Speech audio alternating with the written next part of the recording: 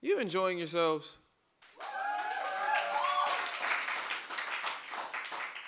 Woo. I too woo. I too woo. Right from here.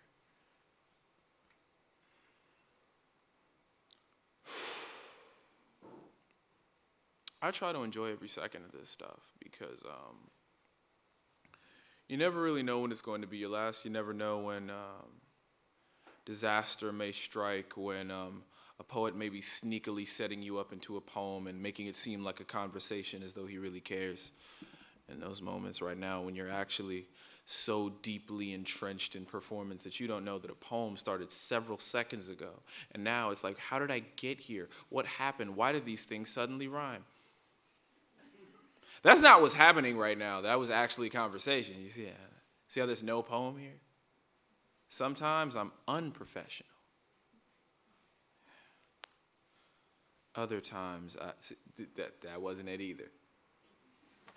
That wasn't it either. But the truth is, there is really no perfect way to start a poem, but there's typically a perfect way to end one. It's usually when you've said and done everything you felt you needed in that time. And needed is subjective. Like sometimes what you need is a hug. You need to tell the entire audience that no matter what you're going through, none of us are alone. Sometimes you need a call to action. You really got to get people up and going and in a frenzy and caring about something because, God, do we not care about enough things?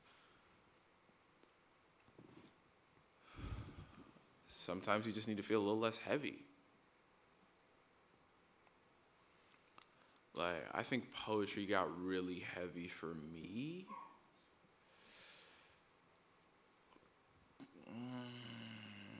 Maybe, let's see, if I'm 20, I'd say about 8 years ago, poetry started to get really heavy for me. I mean, Dr. King once said, if it ever falls your lot in life to be a street sweeper, you go forth and sweep streets like Michelangelo painted pictures.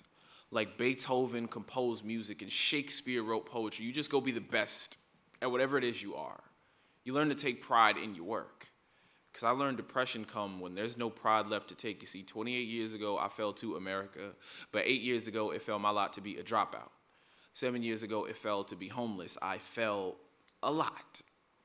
And then it fell my lot to be a poet. And I started to do slams for food money. Sometimes in packed venues. Most times in packed train cars. All times in really ugly mirrors just trying to see myself become good at something. I fell in love with my train car stage.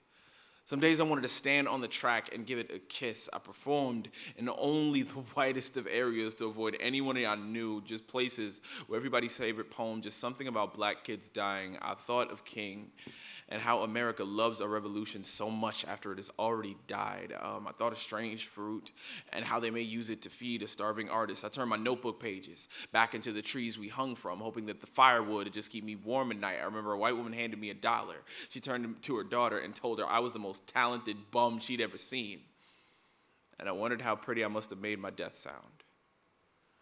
I wondered if plucking bodies from the pavement to make my meal make me a street sweeper or some kind of vulture. But that night, 2 guys pulled a knife on me in a subway and they left my pockets as empty as my stomach. They took my pride, my cell phone, and some white woman's dollar. The police asked me if I was on the way home at a time of a robbery, and I don't know how to tell them that this was a home invasion, that I'm so broke I'm broken into and no broom big enough to pick up the pieces. You know what it is to lose everything when you already had nothing? Now, Dr. King say you better sweep streets like an artist, but no one says a word when an artist has to sleep in them, when there's no work to take pride in, when your suicide note is just another poem about a black kid dying, so you kind of just write, and you write, and you write, and you write, because you know if your pen ever leaves the page, your body just might leave the world, because sometimes sweeping streets feels way too much like cleaning caskets, and the first time I tried to write this poem, it sounded like a train car kiss.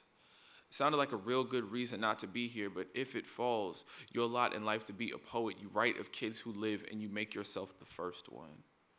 you bury deep into the child within yourself and you tell them that it is not alone and that we are going to be less heavy by the end of this. And no matter what, we're going to learn to care about a lot more things, especially if they are ourselves. We are going to write our names in the most beautiful places and we're going to call them family. We're going to write our names in the streets and call them a community. We are going to sweep until it is clean enough to eat off of, and then we write away the starvation. We're going to write the eulogy of everything that has ever tried to kill you, and you better title that shit. You're not Beethoven, you are music. You're not Shakespeare, you're poetry. You're not Michelangelo, you are all the art that comes with finding all the pride that lives within your bones. You're the best. You're the best at whatever it is you are, especially when all that is still alive. Especially when all that is